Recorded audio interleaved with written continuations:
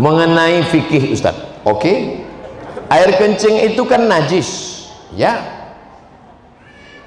Air sperma itu kan suci, tidak najis.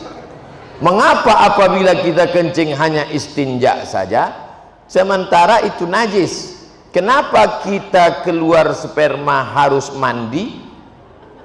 Sudah gitu kata Nabi.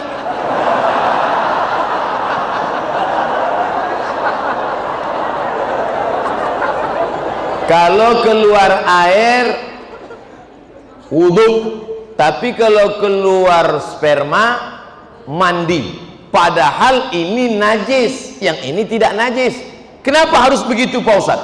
Pokoknya sudah begitu kata Nabi Muhammad, jangan tanya-tanya. Yang dilihat itu bukan tempat keluarnya, tapi bukan benda yang dikeluarkan. Yang dilihat itu bukan saluran tempat keluarnya, bukan pula cairan yang dikeluarkan, tapi yang dilihatkan itu adalah talazzuz. Talazzuz ada rasa nikmat. Maaf. Ada orang sakit, tiba-tiba keluar spermanya. Apakah dia wajib mandi junub? Tidak, karena tidak ada rasa nikmat. Ketika keluar rasa nikmat, talazzuz namanya. Talazzuz diambil dari kata laziz, nikmat, tapi bukan yang lembaga amil zakat.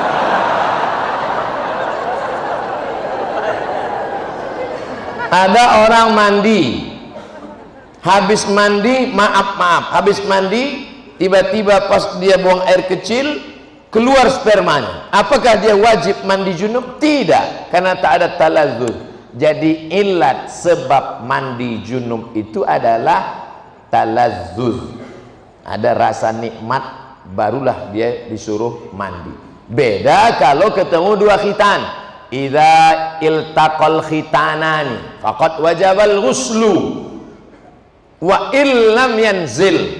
Kalau orang melakukan senggama, dukhul, walaupun tidak keluar spermanya tetap mandi. Itu kasusnya berbeda. Nah, jadi yang dilihat di sini bukan saluran tempat keluarnya, bukan pula cairan yang keluar, tapi talazzuz, rasa nikmat itu yang menyebabkan dia disuruh mandi. Bid'ah sudah merajalela. Bagaimana mengatasinya? Bid'ah pangkal tidak bersatunya umat Islam. Perbuatan, ucapan, tindakan, pikiran tidak ada dalilnya bid'ah. Sesuatu yang tak ada dalilnya bid'ah. Pergi dia ke tanah lapang, dibentangnya sajadah, digelarnya sajadah, dia sholat. Allahu Akbar. Kenapa ente sholat di sini? Semakin panas, semakin berkeringat, semakin banyak pahalanya. Itu bid'ah. Tak ada dalil sama sekali. Selama ada dalilnya, maka tidak boleh kita bid'ahkan. Jangan membid'ahkan orang kalau ada dalilnya. Selama ada dalilnya, ada dalam Quran, ada dalam sunnah, ada dalam ijma', ada dalam qiyas, maka tidak boleh kita bid'ahkan. Ibu-ibu kumpul ramai-ramai baca Yasin. Yasin wal Qur'anil Hakim, innaka laminal mursalin ala siratim mustaqim. Toto ada orang bid'ahkan. Apa ini ramai-ramai baca Yasin? Bid'ah.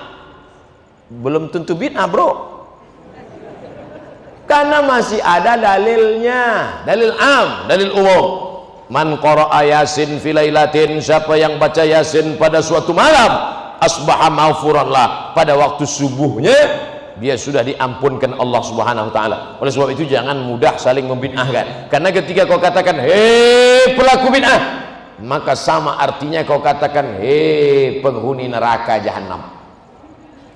Emangnya ente siapa? Neraka punya bapak ente. Apa hukumnya pakai celana panjang yang melebihi mata kaki? Nyindir saya ini. Apakah itu termasuk orang masuk neraka?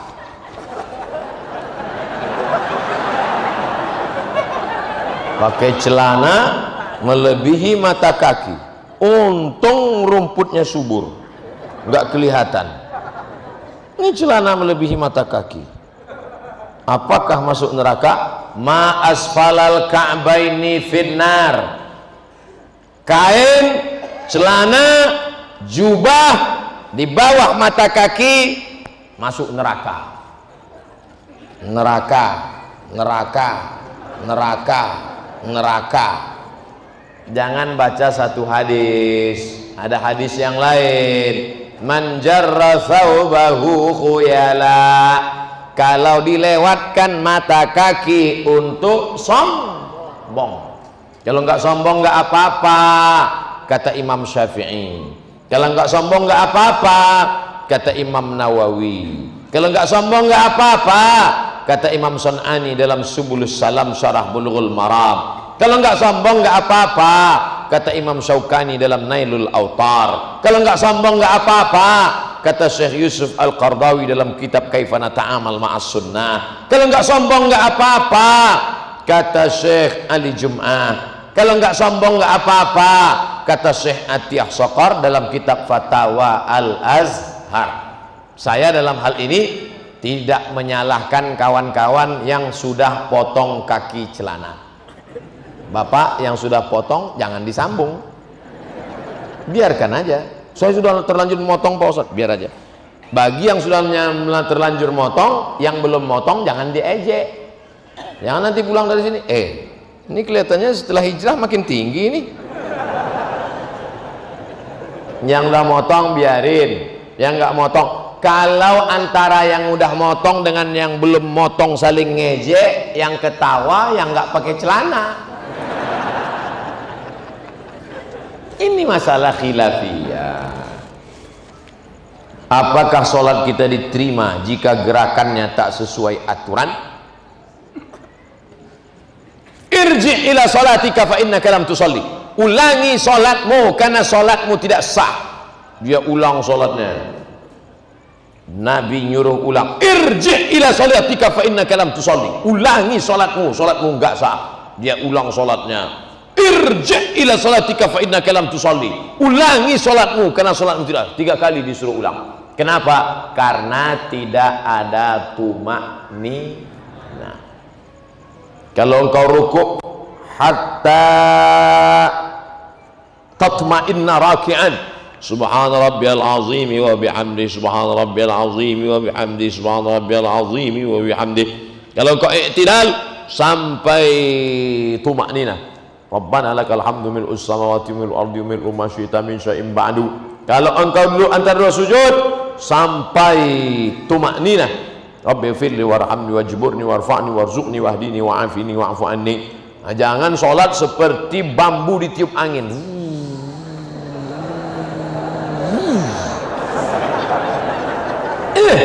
Ente sholatnya kok cepat sekali. Valentino Rossi bro.